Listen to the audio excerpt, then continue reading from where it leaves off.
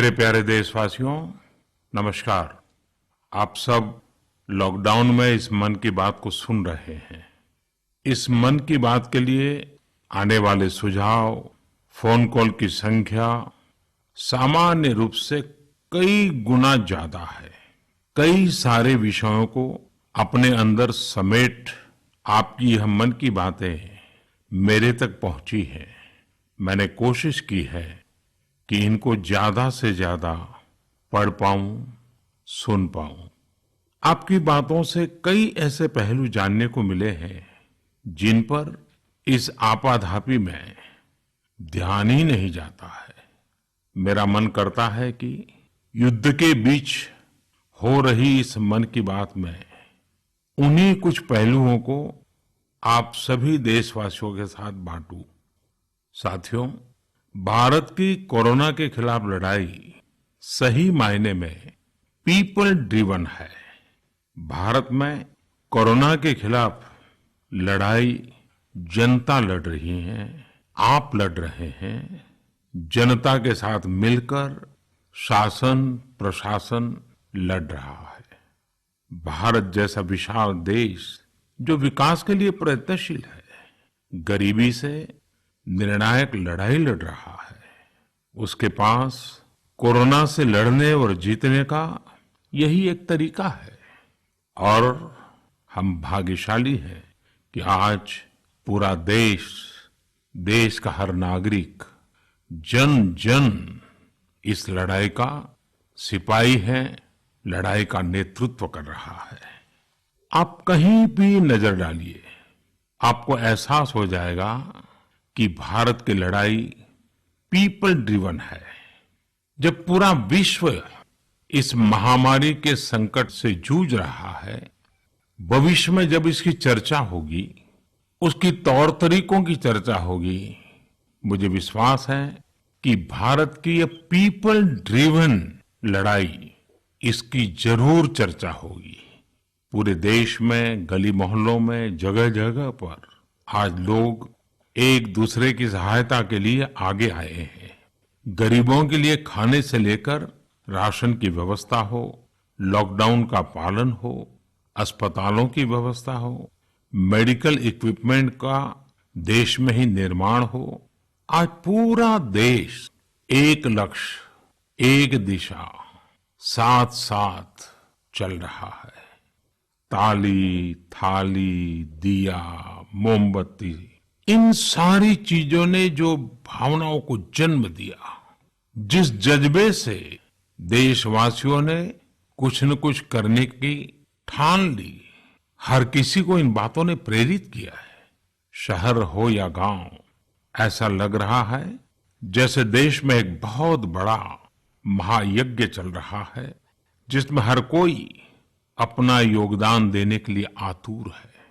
हमारे किसान भाई बहनों को ही देखिए, एक तरफ वो इस महामारी के बीच अपने खेतों में दिन रात मेहनत कर रहे हैं और इस बात की भी चिंता कर रहे हैं कि देश में कोई भी भूखा न सोए।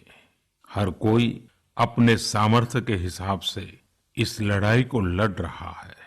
कोई किराया माफ कर रहा है, तो कोई अपनी पूरी पेंशन या पुरस्कार में मिली राशि को पीएम केयर्स में जमा करा रहा है। कोई खेत की सारी सब्जियां दान दे रहा है, तो कोई हर रोज सैकड़ों गरीबों को मुफ्त भोजन करा रहा है। कोई मास्क बना रहा है। कहीं हमारे मजदूर भाई बहन क्वारंटीन में रहते हुए जिस स्कूल में रह रहे हैं, उसकी रंगाई पुताई कर रहे हैं। साथियों, दूसरों की मदद के लिए आपके भीतर हृदय के किसी कोने में जो ये उमड़ता घुमड़ता भाव है ना,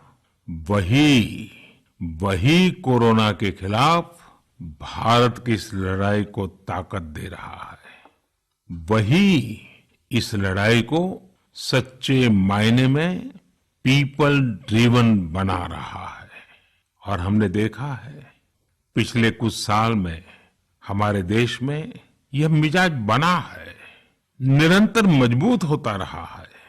चाहे करोड़ों लोगों का गैस सब्सिडी छोड़ना हो, लाखों सीनियर सिटीजन का रेलवे सब्सिडी छोड़ना हो, स्वच्छ भारत अभियान का नेतृत्व लेना हो, टॉयलेट बनाने हो, अनगिनत बातें ऐसी है। इन सारी बातों से पता चलता है हम सबको एक मन, एक मजबूत धागे से पिरो दिया है, एक होकर देश के लिए कुछ करने की प्रेरणा दी है।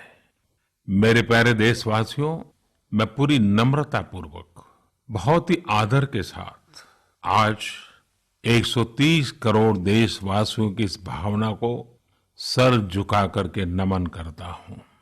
आप अपनी भावना के अनुरूप देश के लिए अपनी रुचि के हिसाब से, अपने समय के अनुसार कुछ कर सके, इसके लिए सरकार ने एक डिजिटल प्लेटफॉर्म भी तैयार किया है। ये प्लेटफॉर्म है covidwarriors.gov.in। मैं दोबारा बोलता हूं, covidwarriors.gov.in। सरकार ने इस प्लेटफॉर्म के माध्यम से तमाम सामाजिक संस्थाओं के वॉलंटियर्स, सिविल सोसाइटी के प्रतिनिधि और स्थानीय प्रशासन को एक दूसरे से जोड़ दिया है। बहुत ही कम समय में इस पोर्टल से 1.25 करोड़ लोग जुड़ चुके हैं। इनमें डॉक्टर, नर्सिस से लेकर हमारी आशा, एएनएम बहनें, हमारे एनसीसी, एनएसएस के साथी, अलग अलग फील्ड के तमाम प्रोफेशनल्स, उन्होंने इस प्लेटफॉर्म को अपना प्लेटफॉर्म बना लिया है। ये लोग स्थानीय स्तर पर क्राइसिस मैनेजमेंट प्लान बनाने वालों में और उसकी पूर्ति में भी बहुत मदद कर रहे हैं। आप भी covidwarriors.gov.in से जुड़कर देश की सेवा कर सकते हैं, कोविड वॉरियर बन सकते हैं। साथियों, हर मुश्किल हालात, हर लड़ाई कुछ न कुछ सबक देती है, कुछ न कुछ सिखा करके जाती है, सीख देती है, कुछ संभावनाओं के मार्ग बनाती है और कुछ नई मंजिलों की दिशा भी देती है। इस परिस्थिति में आप सब देशवासियों ने जो संकल्प शक्ति दिखाई है, उससे भारत में एक नए बदलाव की शुरुआत भी हुई है। हमारे बिजनेस, हमारे दफ्तर, हमारे शिक्षण संस्थान, हमारा मेडिकल सेक्टर, हर कोई तेजी से नए तकनीकी बदलावों की तरफ भी बढ़ रहे हैं। टेक्नोलॉजी के फ्रंट पर तो वाकई ऐसा लग रहा है कि देश का हर इनोवेटर नई परिस्थितियों के मुताबिक कुछ न कुछ नया निर्माण कर रहा है। साथियों, देश जब एक टीम बनकर के काम करता है, तब क्या कुछ होता है, ये हम अनुभव कर रहे हैं। आज केंद्र सरकार हो, राज्य सरकार हो, इनका हर एक विभाग और संस्थान राहत के लिए मिलजुल करके पूरी स्पीड से काम कर रहे हैं। हमारे एविएशन सेक्टर में काम कर रहे लोग हों, रेलवे कर्मचारी हो, ये दिन रात मेहनत कर रहे हैं ताकि देशवासियों को कम से कम समस्या हो।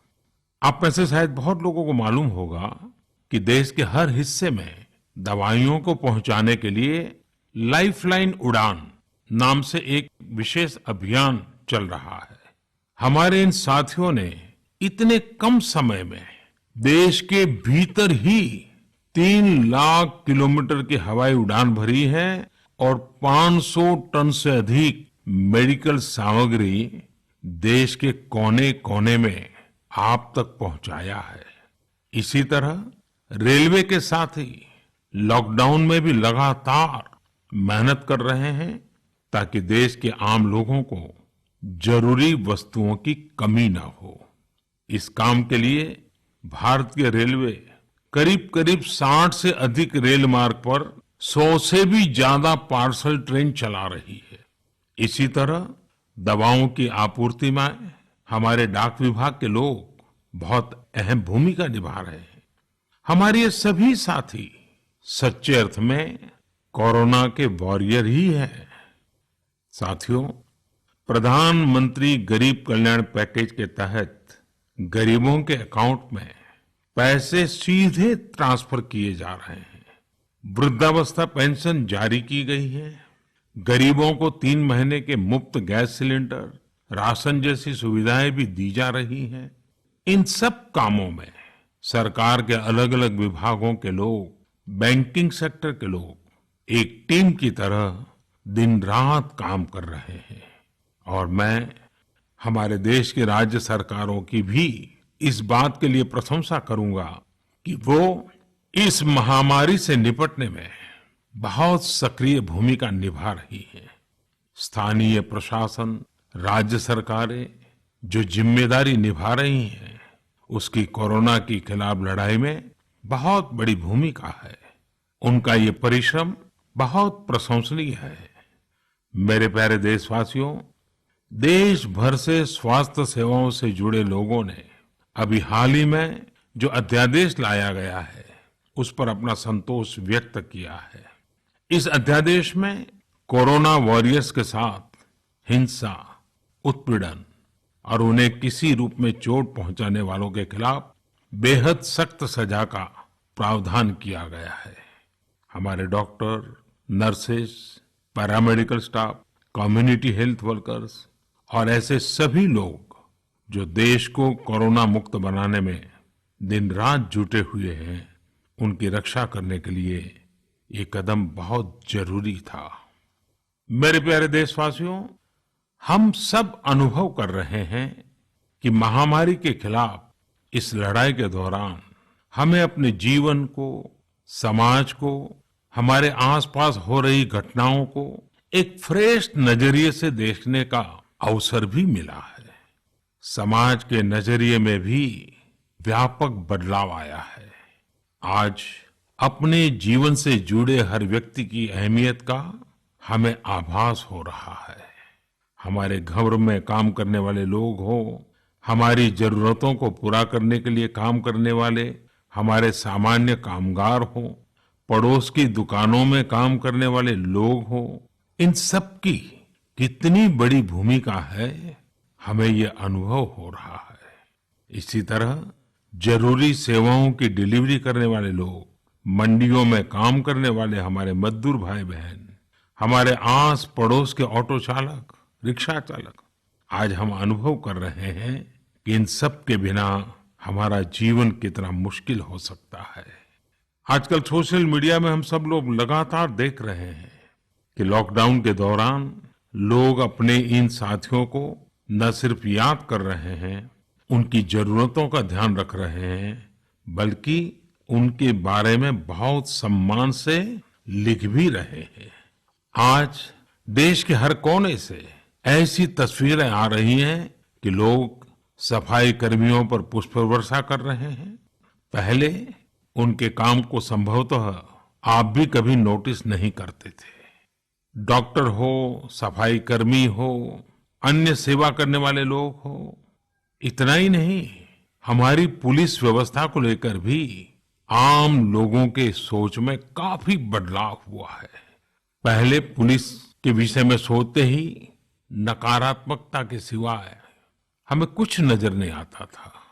हमारे पुलिसकर्मी आज गरीबों, जरूरतमंदों को खाना पहुंचा रहे हैं, दवा पहुंचा रहे हैं।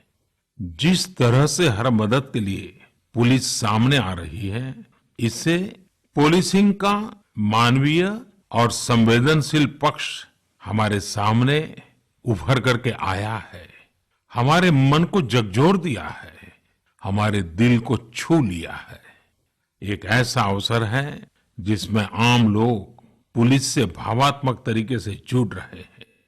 हमारे पुलिसकर्मियों ने इसे जनता की सेवा के एक अवसर के रूप में लिया है और मुझे पूरा विश्वास है इन घटनाओं से आने वाले समय में सच्चे अर्थ में बहुत ही सकारात्मक बदलाव आ सकता है और हम सब ने इस सकारात्मकता को कभी भी नकारात्मकता के रंग से रंगना नहीं है।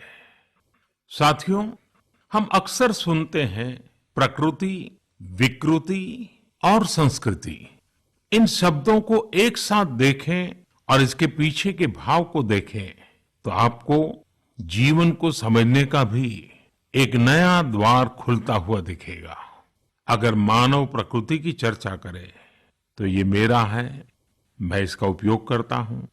इसको और इस भावना को बहुत स्वाभाविक माना जाता है, किसी को इसमें कोई ऐतराज नहीं होता। इसे हम प्रकृति कह सकते हैं। लेकिन जो मेरा नहीं है, जिस पर मेरा हक नहीं है, उसे मैं दूसरे से छीन लेता हूं, उसे छीनकर उपयोग में लाता हूं, तो हम इसे विकृति कह सकते हैं। इन दोनों से परे, प्रकृति और विकृति से ऊपर जब कोई संस्कारित मन सोचता है या व्यवहार करता है तो हमें संस्कृति नजर आती है। जब कोई अपने हक की चीज, अपनी मेहनत से कमाई चीज, अपने लिए जरूरी चीज, कम हो या अधिक, इसकी परवाह किए बिना किसी व्यक्ति की जरूरत को देखते हुए खुद की चिंता छोड़कर अपने हक के हिस्से को बांट करके किसी दूसरे की जरूरत पूरी करता है, वही तो संस्कृति है। साथियों, जब कसौटी का काल होता है तब इन गुणों का परीक्षण होता है। आपने पिछले दिनों देखा होगा कि भारत ने अपने संस्कारों के अनुरूप, हमारी सोच के अनुरूप, हमारी संस्कृति का निर्वहन करते हुए कुछ फैसले लिए। संकट की इस घड़ी में दुनिया के लिए भी, समृद्ध देशों के लिए भी दवाइयों का संकट बहुत ज्यादा रहा है। एक ऐसा समय है कि अगर भारत दुनिया को दवाइयां न भी दे तो कोई भारत को दोषी नहीं मानता। हर देश समझ रहा है कि भारत के लिए भी उसकी प्राथमिकता अपने नागरिकों का जीवन बचाना है। लेकिन साथियों, भारत ने प्रकृति विकृति की सोच से परे होकर फैसला लिया। भारत ने अपनी संस्कृति के अनुरूप फैसला लिया। हमने भारत की आवश्यकताओं के लिए जो करना था उसका प्रयास तो बढ़ाया ही, लेकिन दुनिया भर से आ रही मानवता की रक्षा की पुकार पर भी पूरा पूरा ध्यान दिया। हमने विश्व के हर जरूरतमंद तक दवाइयों को पहुंचाने का बीड़ा उठाया और मानवता के इस काम को करके दिखाया। आज जब मेरी अनेक देशों के राष्ट्राध्यक्षों से फोन पर बात होती है तो वो भारत की जनता का आभार जरूर व्यक्त करते हैं। जब वो लोग कहते हैं thank you India, thank you people of India, तो देश के लिए गर्व और बढ़ जाता है। इसी तरह इस समय दुनिया भर में भारत के आयुर्वेद और योग के महत्व को भी लोग बड़े विशिष्ट भाव से देख रहे हैं। सोशल मीडिया पर देखिए, हर तरफ इम्यूनिटी बढ़ाने के लिए किस तरह से भारत के आयुर्वेद और योग की चर्चा हो रही है। कोरोना की दृष्टि से आयुष मंत्रालय ने इम्यूनिटी बढ़ाने के लिए जो प्रोटोकॉल दिया था, मुझे विश्वास है कि आप लोग इसका प्रयोग जरूर कर रहे होंगे। गर्म पानी, काढ़ा और जो अन्य दिशा निर्देश आयुष मंत्रालय ने जारी किए हैं वो आप अपनी दिनचर्या में शामिल करेंगे तो आपको बहुत लाभ होगा।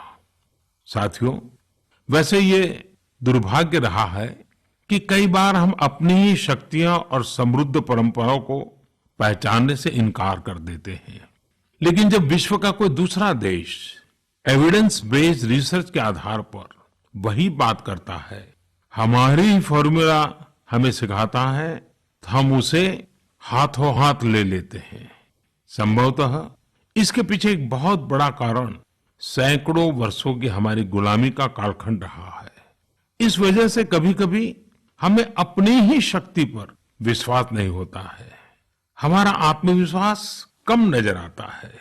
इसलिए हम अपने देश की अच्छी बातों को, हमारे पारंपरिक सिद्धांतों को एविडेंस बेस्ड रिसर्च के आधार पर आगे बढ़ाने के बजाय उसे छोड़ देते हैं, उसे हीन समझने लगते हैं। भारत की युवा पीढ़ी को अब इस चुनौती को स्वीकार करना होगा। जैसे विश्व ने योग को सहज स्वीकार किया है, वैसे ही हजारों वर्षों पुराने हमारे आयुर्वेद के सिद्धांतों को भी विश्व अवश्य स्वीकार करेगा। हाँ, इसके लिए युवा पीढ़ी को संकल्प लेना होगा और दुनिया जिस भाषा में समझती है उस वैज्ञानिक भाषा में हमें समझाना होगा, कुछ करके दिखाना होगा। साथियों, वैसे कोविड-19 के कारण कई सकारात्मक बदलाव हमारे काम करने के तरीके, हमारी जीवन शैली और हमारी आदतों में भी स्वाभाविक रूप से अपनी जगह बना रहे हैं। आपने सबने भी महसूस किया होगा इस संकट ने कैसे अलग अलग विषयों पर हमारी समझ और हमारी चेतना को जागरूक किया है। जो असर हमें अपने आसपास देखने को मिल रहे हैं, इनमें सबसे पहला है मास्क पहनना और अपने चेहरे को ढककर रखना। कोरोना की वजह से बदलते हुए हालात में मास्क भी हमारे जीवन का हिस्सा बन रहा है। वैसे हमें इसकी भी आदत कभी नहीं रही कि हमारे आसपास के बहुत सारे लोग मास्क में दिखे, लेकिन अब हो यही रहा है। हाँ, इसका ये मतलब नहीं है कि जो मास्क लगाते हैं वे सभी बीमार हैं। और जब मैं मास्क की बात करता हूं तो मुझे एक पुरानी बात याद आती है। आप सबको भी याद होगा, एक जमाना था कि हमारे देश के कई ऐसे इलाके ऐसे होते थे कि वहां अगर कोई नागरिक फल खरीदता हुआ दिखता था तो आस पड़ोस के लोग उसको जरूर पूछते थे, क्या घर में कोई बीमार है? यानी फल मतलब बीमारी में ही खाया जाता है, ऐसी एक धारणा बनी हुई थी।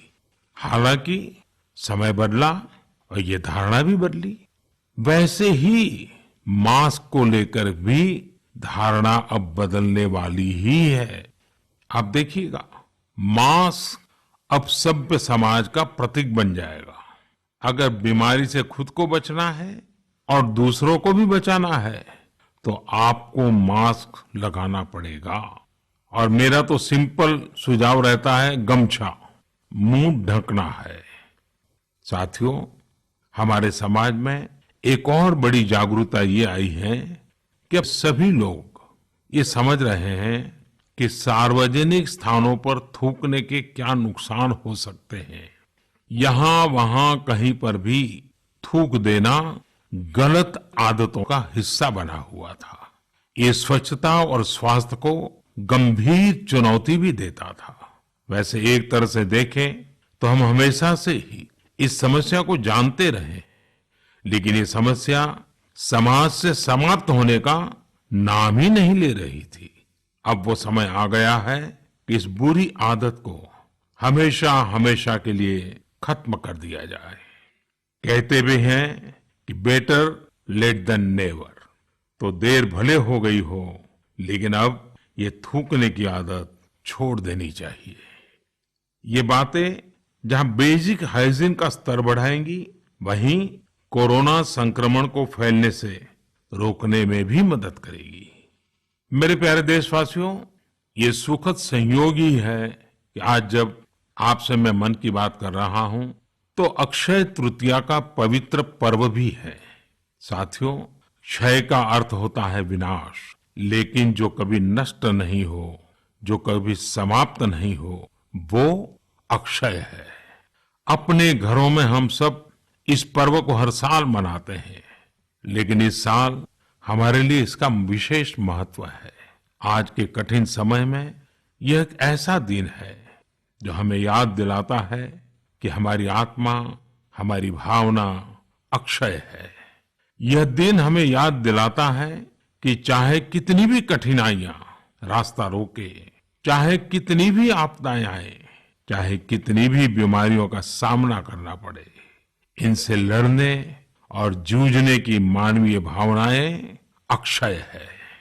माना जाता है कि यही वो दिन है जिस दिन भगवान श्री कृष्ण और भगवान सूर्यदेव के आशीर्वाद से पांडवों को अक्षय पात्र मिला था।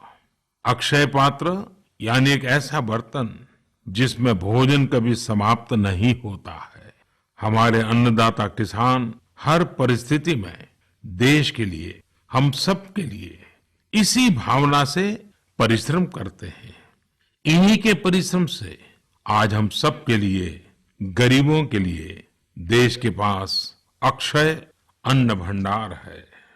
इस अक्षय तृतीया पर हमें अपने पर्यावरण, जंगल, नदियां और पूरे इकोसिस्टम के संरक्षण के बारे में भी सोचना चाहिए, जो हमारे जीवन में महत्वपूर्ण भूमिका निभाते हैं। अगर हम अक्षय रहना चाहते हैं तो हमें पहले यह सुनिश्चित करना होगा कि हमारी धरती अक्षय रहे। क्या आप जानते हैं कि अक्षय तृतीया का यह पर्व दान की शक्ति यानी पावर ऑफ गिविंग का भी एक अवसर होता है। हम हृदय की भावना से जो कुछ भी देते हैं, वास्तव में महत्व उसी का होता है। यह बात महत्वपूर्ण नहीं है कि हम क्या देते हैं और कितना देते हैं। संकट के इस दौर में हमारा छोटा सा प्रयास हमारे आसपास के बहुत से लोगों के लिए बहुत बड़ा संबल बन सकता है।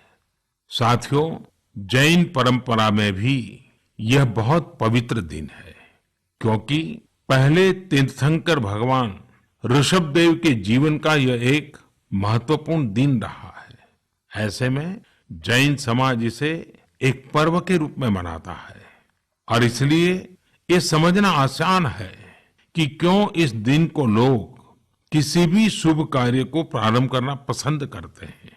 चूंकि आज कुछ नया शुरू करने का दिन है, तो ऐसे में क्या हम सब मिलकर अपने प्रयासों से अपनी धरती को अक्षय और अविनाशी बनाने का संकल्प ले सकते हैं? साथियों, आज भगवान बसवेश्वर जी की भी जयंती है। ये मेरा सौभाग्य रहा है कि मुझे भगवान बसवेश्वर की स्मृतियां और उनके संदेश से बार बार जुड़ने का, सीखने का अवसर मिला है। देश और दुनिया में भगवान बसवेश्वर के सभी अनुयायियों को उनकी जयंती पर बहुत बहुत शुभकामनाएं। साथियों, रमजान का भी पवित्र महीना शुरू हो चुका है। जब पिछली बार रमजान मनाया गया था तो किसी ने सोचा भी नहीं था कि इस बार रमजान में इतनी बड़ी मुसीबतों का भी सामना करना पड़ेगा। लेकिन अब जब पूरे विश्व में ये मुसीबत आ ही गई है, तो हमारे सामने अवसर है इस रमजान को संयम, सद्भावना, संवेदनशीलता और सेवा भाव का प्रतीक बनाएं। इस बार हम पहले से ज्यादा इबादत करें, ताकि ईद आने से पहले दुनिया कोरोना से मुक्त हो जाए और हम पहले की तरह उमंग और उत्साह के साथ ईद मनाएं। मुझे विश्वास है कि रमजान के इन दिनों में स्थानीय प्रशासन के दिशा निर्देशों का पालन करते हुए कोरोना के खिलाफ चल रही इस लड़ाई को हम और मजबूत करेंगे। सड़कों पर, बाजारों में, मोहल्लों में फिजिकल डिस्टेंसिंग के नियमों का पालन अभी बहुत आवश्यक है। मैं आज उन सभी कम्युनिटी लीडर्स के प्रति भी आभार प्रकट करता हूं जो 2 गज दूरी और घर से बाहर नहीं निकलने को लेकर लोगों को जागरूक कर रहे हैं। वाकई कोरोना ने इस बार भारत समेत दुनिया भर में त्योहारों को मनाने का स्वरूप ही बदल दिया है, रंग रूप बदल दिए हैं। अभी पिछले दिनों ही हमारे यहाँ भी बिहू, बैसाखी, पुथंडू, विशु, ओडिया न्यू ईयर ऐसे अनेक त्योहार आए। हमने देखा कि लोगों ने कैसे इन त्योहारों को घर में रहकर और बड़ी सादगी के साथ और समाज के प्रति शुभ चिंतन के साथ त्योहारों को मनाया। आमतौर पर वे इन त्योहारों को अपने दोस्तों और परिवारों के साथ पूरे उत्साह और उमंग के साथ मनाते थे, घर के बाहर निकलकर अपनी खुशी साझा करते थे। लेकिन इस बार हर किसी ने संयम बरता, लॉकडाउन के नियमों का पालन किया। हमने देखा है कि इस बार हमारे ईसाई दोस्तों ने ईस्टर भी घर पर ही मनाया है। अपने समाज, अपने देश के प्रति ये जिम्मेदारी निभाना आज की बहुत बड़ी जरूरत है। तभी हम कोरोना के फैलाव को रोक पाने में सफल होंगे, कोरोना जैसी वैश्विक महामारी को परास्त कर पाएंगे। मेरे प्यारे देशवासियों, इस वैश्विक महामारी के संकट के बीच आपके परिवार के एक सदस्य के नाते, और आप सब भी मेरे ही परिवारजन हैं, तब कुछ संकेत करना, कुछ सुझाव देना, ये मेरा दायित्व भी बनता है। मेरे देशवासियों से मैं आपसे आग्रह करूंगा, हम कतई अति आत्मविश्वास में न फंस जाएं। हम ऐसा विचार न पाल लें कि हमारे शहर में, हमारे गांव में, हमारी गली में, हमारे दफ्तर में अभी तक कोरोना पहुंचा नहीं है, इसलिए अब पहुंचने वाला नहीं है। देखिए, ऐसी गलती कभी मत पालना। दुनिया का अनुभव हमें बहुत कुछ कह रहा है, और हमारे यहाँ तो बार बार कहा जाता है, सावधानी हटी तो दुर्घटना घटी। याद रखिए, हमारे पूर्वजों ने हमें इन सारे विषयों में बहुत अच्छा मार्गदर्शन किया है। हमारे पूर्वजों ने कहा है, अग्नि ही शेषम ऋण शेषम व्याधि शेषम तथैव च पुनः पुनः प्रवर्धेत तस्मात् शेषम न कार्येत। अर्थात हल्के में लेकर छोड़ दी गई आग, कर्ज और बीमारी मौका पाते ही दोबारा बढ़कर खतरनाक हो जाती है। इसलिए इनका पूरी तरह उपचार बहुत आवश्यक होता है। इसलिए अति उत्साह में स्थानीय स्तर पर कहीं पर भी कोई लापरवाही नहीं होनी चाहिए। इसका हमेशा हमेशा हमने ध्यान रखना ही होगा। और मैं फिर एक बार कहूंगा, 2 गज दूरी बनाए रखिए, खुद को स्वस्थ रखिए। 2 गज दूरी बहुत है जरूरी। आप सबके उत्तम स्वास्थ्य की कामना करते हुए मैं मेरी बात को समाप्त करता हूं। अगली मन की बात के समय जब मिले, तब इस वैश्विक महामारी से कुछ मुक्ति की खबरें दुनिया भर से आए, मानव जात इन मुसीबतों से बाहर आए, इसी प्रार्थना के साथ आप सबका बहुत बहुत धन्यवाद।